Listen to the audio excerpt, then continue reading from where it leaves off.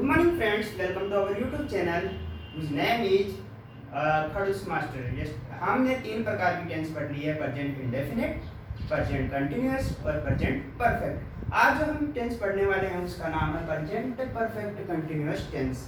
Present का मतलब होता है वर्तमान, परफेक्ट का मतलब होता है पूर्ण, कंटिन्यूअस का मतलब होता है जारी और टेंस का मतलब होता है काल।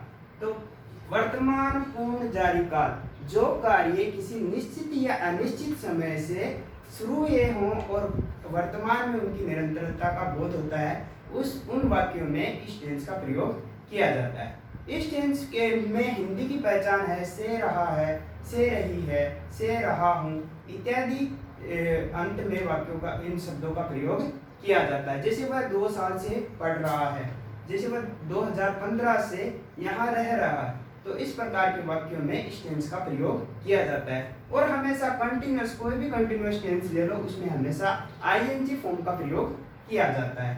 तो देखिए, इसमें हम सबसे पहले पढ़ने वाले हैं अफर्मेटिव।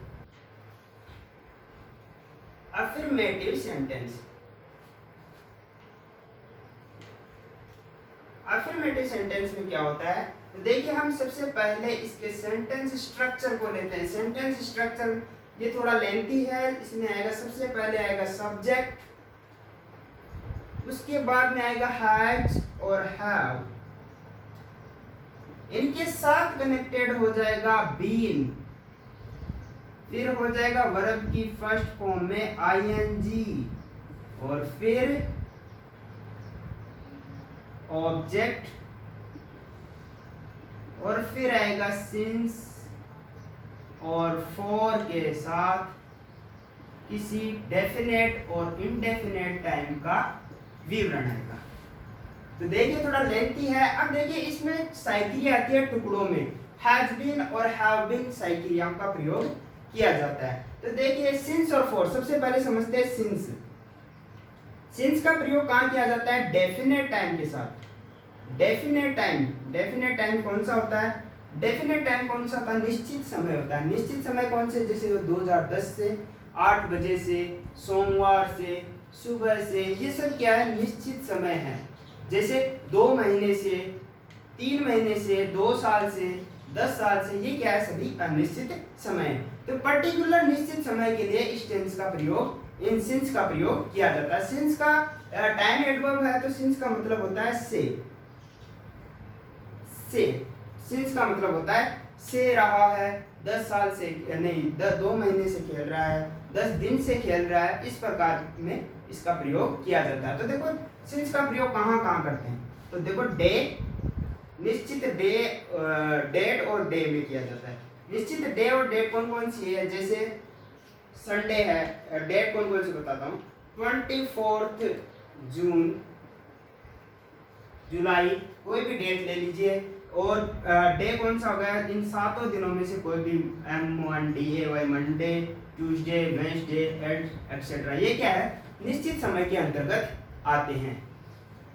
ईयर में निश्चित ईयर कौन सा, जैसे 2010 से 2011 से, ये सब क्या है, निश्चित समय है। इनके साथ इस टेंस का प्रयोग किया जाता है। मंथ, मंथ भी इसमें ऐड कर लीजिए, मंथ का नाम।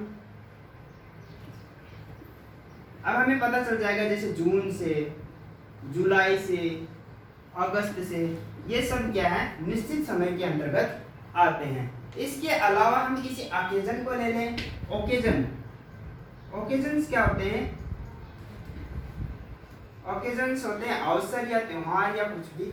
जैसे दिवाली, दिवाली किसी पर्टिकुलर डेट को आती है। बर्थडे, ये पर्टिकुलर डेट को आते हैं, तभी निश्चित समय है। होली,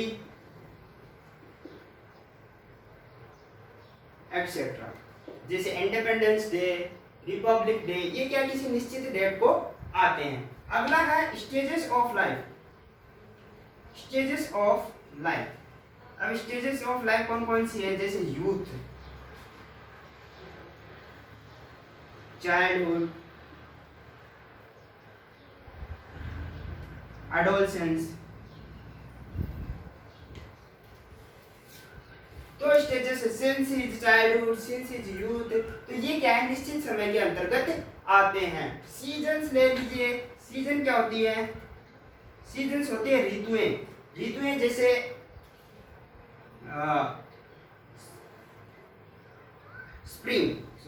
स्प्रिंग, समर एक्सेट्रा, ये ऋतुओं के नाम से भी क्या है, डेफिनेट टाइम के अंतर्गत आते हैं, जिनके साथ क्या लगेगा, सिंस का प्रयोग किया जाता है। एक अति महत्वपूर्ण है क्लॉक टाइम। क्लॉक टाइम कौन सा, जैसे सिंस 8 o'clock, क्योंकि इस निश्चित समय 9 o'clock, 10 o'clock। अब क्लॉक टाइम को किस प्रकार से परिभाषित कैसे करते हैं, जैसे 8 o'clock, 9 o'clock, 10 o'clock, 12 o'clock, तो इन सब के साथ सिंस का प्रयोग किया जाता है। अब दिन के तीनों पहरों की, जैसे सिंस मॉर्निंग, इवनिंग, आफ्टरनून, इन तीनों को निश्चित समय के अंतर्गत रखा गया है। तो सिंस का प्रयोग डेफिनेट टाइम और ये डेफिनेट टाइम ये हैं, तो इनके साथ हमेशा सिंस का प्रयोग किया जाता है। अब बताता हूं फॉर का किस प्रकार से प्रयोग किया जाता है। आई होप सबको समझ में आ रहा होगा। फोर का मतलब एक होता है के लिए, लेकिन यहाँ पे फोर का मतलब है से। देखिए जैसे फॉर 2 months, अब कौन से 2 महीने पता नहीं चल रहा है, ये तो ये क्या है, अनिश्चित समय। किसके साथ यूज किया होता है, ये इनडेफिनेट टाइम के साथ, इसका प्रयोग किया जाता है। 2 month, 3 month, 2 years, जैसे 2 years, 3 years, 4 years, 2 साल से खेल रहा है, 3 साल से खेल रहा है, जो भी है। फिर 2 hours, 3 hours एक्सेट्रा, ये क्या है, सभी अनिश्चित समय के अंतर्गत आते हैं। तो चलिए अफर्मेटिव सेंटेंसेस बनाते हैं। सिंस और फॉर का मतलब आपको इजीली समझ में आ गया होगा, आई होप सो। अब देखिए हेल्पिंग वर्ब, तो हेल्पिंग वर्ब सिंगुलर के साथ, सिंगुलर सब्जेक्ट के साथ हमेशा हैज बीन का प्रयोग करते हैं। प्लूरल के साथ, प्लूरल सब्जेक्ट के साथ हमेशा हैव बीन का प्रयोग करते हैं। सिंगुलर और प्लूरल सब्जेक्ट कौन कौन से हैं वो मेरे अच्छी तरह से समझाए हुए हैं आपको।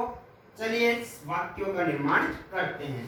तो जैसे, और इसमें कौन सी फॉर्म का प्रयोग होगा, हमेशा आईएनजी फॉर्म का प्रयोग किया जाएगा। जैसे एग्जाम्पल के तौर पे राहुल हैज बीन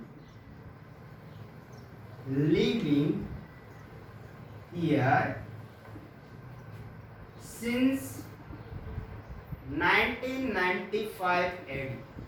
तो राहुल है यहाँ पे 1995 से रह रहा है, मतलब 1995 से कौन रह रहा है, राहुल रह रहा है। तो पर्टिकुलर डेट और टाइम आने पर क्या करेंगे, इस टेंस का प्रयोग करेंगे। जैसे I have been doing homework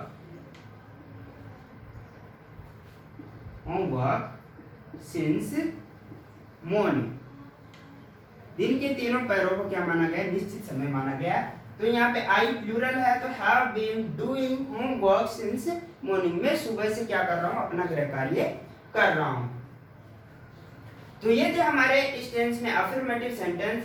I hope सबको समझ में आ गए होंगे। चलते हैं नेगेटिव सेंटेंस की तरफ।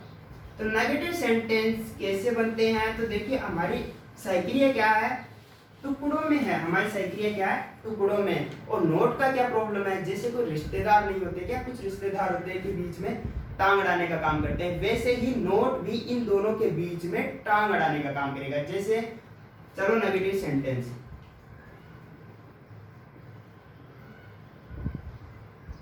नेगेटिव सेंटेंस होते हैं नकारात्मक वाक्य। जैसे सबसे पहले आएगा सब्जेक्ट और उसके बाद में क्या आ जाएगा, हैज और हैव, और नोट क्या करता है, बीच में वही अपना रिलेटिव वाला। तो यहाँ पे क्या आ जाएगा, इन दोनों के बीच आ जाता है, हैज बीन, बीन के बीच में आ जाता है।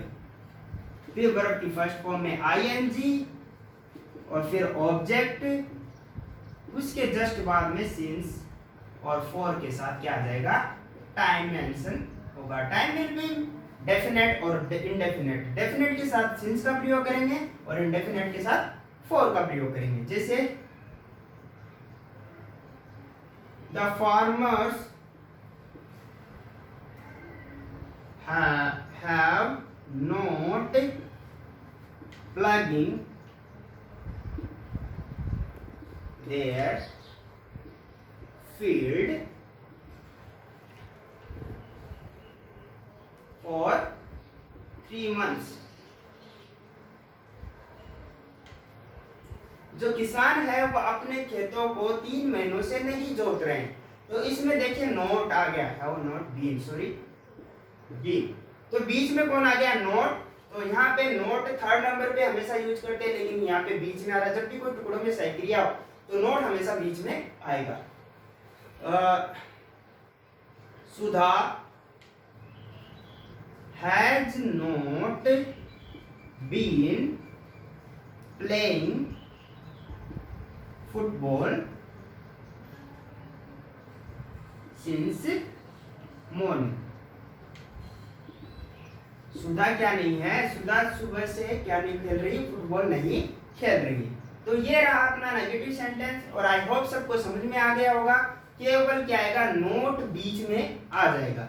अब बनाते हैं हम इंटेरोगेटिव सेंटेंस। इंटेरोगेटिव सेंटेंस की क्या पहचान होती है, मैंने बहुत इजीली बताया था लास्ट में। सबसे पहला तो क्या, क्वेश्चन मार्क खोजना है। तो इंटेरोगेटिव सेंटेंस,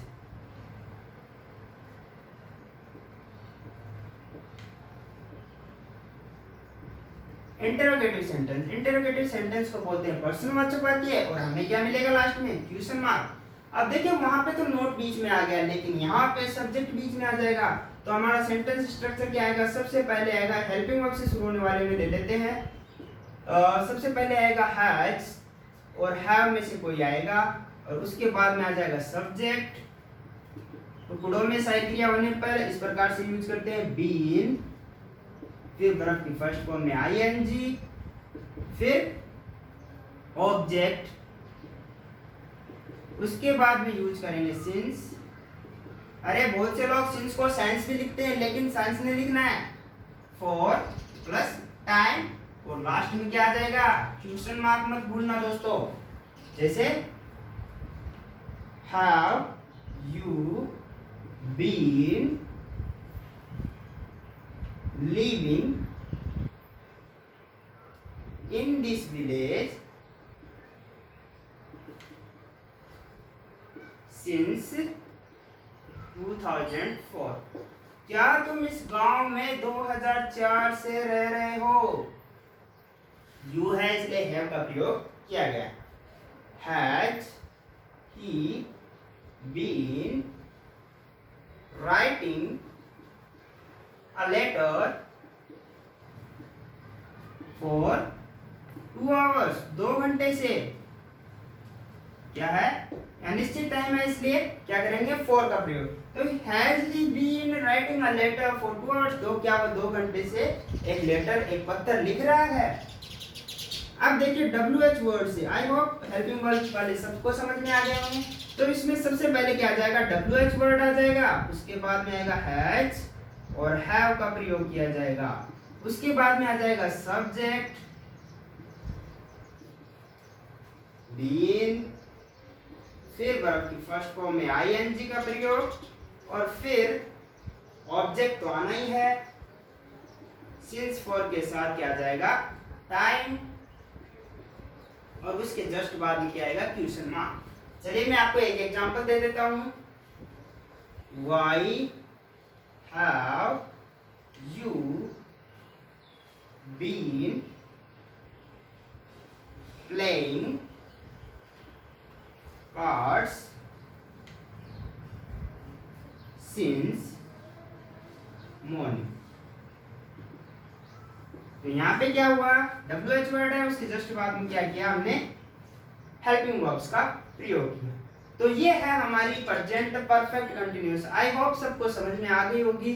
बेटर है, सब अच्छे से मैंने समझा दिया है। जो कार्य निरंतर गति से चले आ रहे हैं और आगे भी होने की संभावना है, चाहे वो निश्चित समय हो चाहे अनिश्चित समय हो, उसमें हमेशा प्रेजेंट परफेक्ट कंटिन्यूअस टेंस का ही प्रयोग करते हैं। आई होप सबको समझ में आया होगा। तो देखिए हमने प्रेजेंट के चारों भाग पढ़ लिए हैं। कौन कौन से? Present indefinite, present continuous, present perfect और प्रेजेंट परफेक्ट कंटिन्यूअस। उनमें हमने क्या पढ़ा था? देखिए प्रेजेंट, हम एक वाक्य एग्जांपल बनाते हैं। जैसे एग्जांपल बनाते हैं, जैसे सबसे पहले प्रेजेंट इंडेफिनिट। प्रेजेंट इंडेफिनिट को जैसे Rahul speaks Hindi. Okay, English बोल देते हैं, इंग्लिश। तो क्या है? राहुल अंग्रेजी बोलता है। ये कौन सी टेंस का हो गया? Present indefinite. अब देखिए यहाँ पे नेगेटिव में क्या आ जाता है? प्रेजेंट इंडेफिनिट के नेगेटिव में क्या आ जाता है? नॉट का प्रयोग आता है। तो यहाँ पे देखिए ऐसे बनता है प्रेजेंट इंडेफिनिट में, Rahul does not speak English. Rahul क्या नहीं बोलता है? अंग्रेजी नहीं बोलता है। अब चलते हैं प्रेजेंट कंटिन्यूअस में। प्रेजेंट कंटिन्यूअस में क्या आएगा? राहुल को चेंज करो, क्या आता है प्रेजेंट कंटिन्यूअस में? Is plus ING form. तो यहाँ पे आ जाएगा Rahul is speaking what? English. Rahul क्या बोल रहा है? अंग्रेजी बोल रहा है। यहाँ पे नेगेटिव सेंटेंस नहीं बताऊंगा क्योंकि यहाँ पे इसके बाद में नोट आ जाएगा। यहाँ पे इसलिए बताया गया क्योंकि प्रेजेंट सिंपल में क्या है? डू डज का प्रयोग किया जाता है। उसके बाद में ये तो हो गई प्रेजेंट आपकी इंडेफिनिट, ये हो गई प्रेजेंट कंटिन्यूअस। प्रेजेंट परफेक्ट में क्या होता है? Rahul has spoken English. Rahul क्या कर चुका है? अंग्रेजी बोल चुका है। कौन सी टेंस हो गई? Present perfect tense.